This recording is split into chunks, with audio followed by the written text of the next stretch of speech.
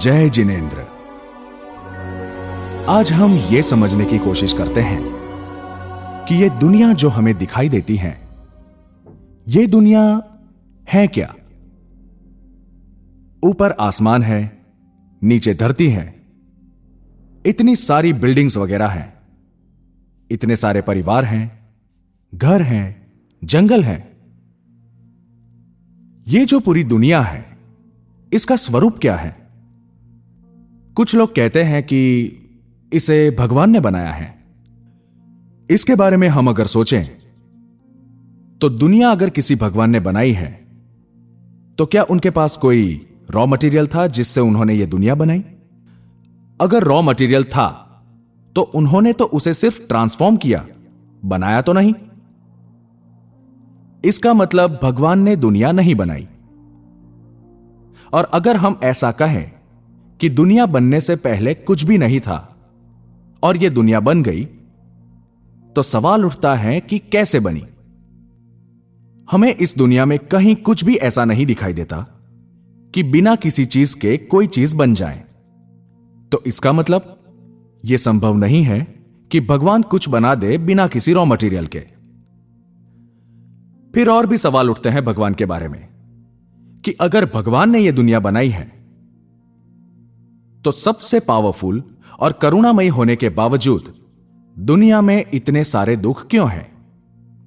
हम किसी भी घर में देख लें, हर घर में मौत होती है। जो पैदा होता है वो मरता है, और जब भी कोई मरता है तो उसके परिवार वालों को दुख होता है। दुनिया में इतने डिजीज हैं, इतनी बीमारियां हैं, इतने मानसिक तनाव हैं। ऐसा क्यों?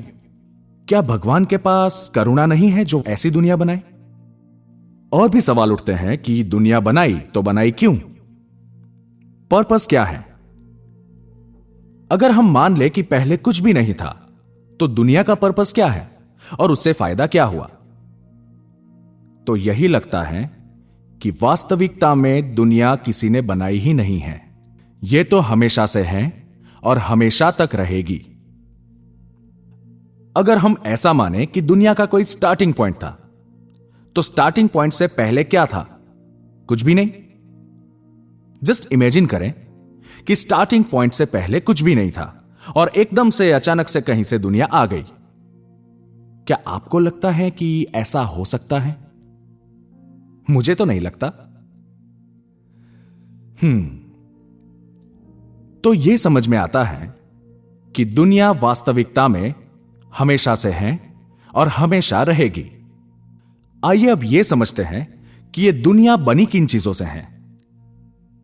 तो दुनिया ऐसे 6 द्रव्यों से बनी है जिसके बारे में आज हम समझने वाले हैं। हम अपने आसपास देखें तो हमें क्या दिखाई देता है? हमें दिखाई देते हैं चलते फिरते मनुष्य, जानवर, बिल्डिंग्स, रोड्स वगैरह। तो हमें 2 चीजें बहुत ही क्लियर दिखाई देती हैं। इस दुनिया में एक लिविंग है और एक है नॉन लिविंग। अब हम देखें लिविंग, जो जीने वाली चीजें हैं, जिनके अंदर जानने की और देखने की क्षमता है, उसे कहते हैं जीव। यह पहला द्रव्य है। मनुष्य, पशु, प्लांट्स, बैक्टीरिया, यह सब में होता है। यहां पर शरीर की बात नहीं हो रही। यहां बात हो रही है शरीर के अंदर रहने वाले जीव की, जिसमें जानने की और देखने की शक्ति है। अब हम दूसरे द्रव्य को समझते हैं। दूसरा द्रव्य है पुद्गल। यह जो हम सबको दिखाई देता है, जिसे हम फील करते हैं, जिसे टेस्ट कर सकते हैं, स्मेल कर सकते हैं, वो सब पुद्गल हैं। जैसे हवा, पानी, कंक्रीट की बिल्डिंग, सॉलिड, लिक्विड, गैस, ये सब पुद्गल हैं। इसके साथ प्रकाश, जो कि वेव फॉर्म में होती है, वो भी पुद्गल हैं। साउंड वेव्स, वो भी पुद्गल हैं। तो हमने देखा कि इस दुनिया में हमें 2 चीजें दिखाई दी, एक तो जीव और दूसरी पुद्गल। अब केवल जीव और पुद्गल ये दोनों हो तो भी काम नहीं चलता। इनको रहने के लिए जगह तो चाहिए ना। तो एक तीसरी चीज और है इस दुनिया में, वो है स्पेस, जिसे हम कहते हैं आकाश। इस आकाश में बादल, जमीन वगैरह सब कुछ होता है। सभी आकाश या स्पेस में एग्जिस्ट करते हैं। अब अगर मान लें कि मात्र स्पेस हो, जीव हो और पुद्गल हो, तो यह दुनिया तो एकदम स्टैटिक हो जाएगी, जिसमें कोई चेंजेस नहीं होंगे। तो एक और चीज जिसकी आवश्यकता है वो है टाइम। जब तक पास्ट ना हो, प्रेजेंट ना हो, फ्यूचर ना हो, तब तक इस दुनिया में हमें चेंजेस कैसे दिखाई देंगे? तो कोई भी चेंजेस होने के लिए टाइम की आवश्यकता होती है, जो कि हमारा चौथा द्रव्य है, काल द्रव्य।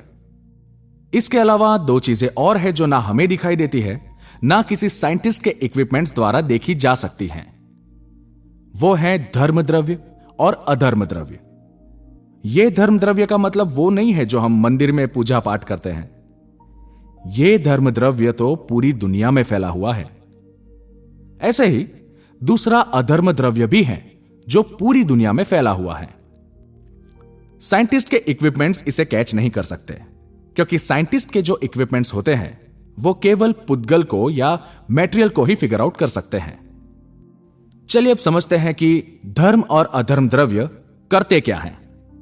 हम में किसी भी जीव में या पुद्गल में जो भी मूवमेंट होता है, जैसे कि मैं अभी खड़ा हूं, फिर चलना शुरू कर दूं, फिर बैठ जाऊं, हमारा या पुद्गल का मूवमेंट, जैसे कि बॉल ऊपर फेंकने पर बॉल ऊपर चली जाती है, ये सारे मूवमेंट में धर्म द्रव्य हेल्प करता है।